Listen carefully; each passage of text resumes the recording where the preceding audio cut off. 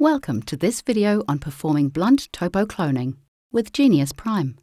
Start by preparing your vector file for cloning. Specifically, you will require a blunt topo cloning vector sequence. Because topo blunt cloning is non-directional, the insert is equally likely to ligate in both directions. Therefore, Geneious will take the current orientations of both insert and vector to perform cloning.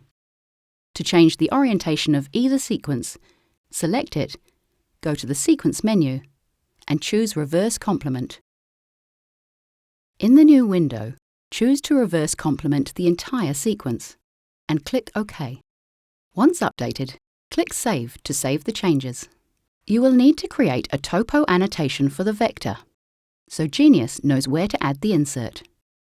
To do this, zoom into the region of interest, highlight the desired topo motif, and click Add Annotation. Give the annotation a suitable name. And for the type, enter topo. Blunt cloning is non-directional, so it doesn't matter which direction is selected. Click OK. Click Save to save the added topo annotation.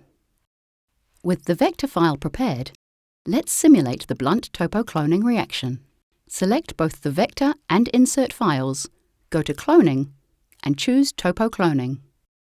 In the new window, select Blunt Cloning and click OK.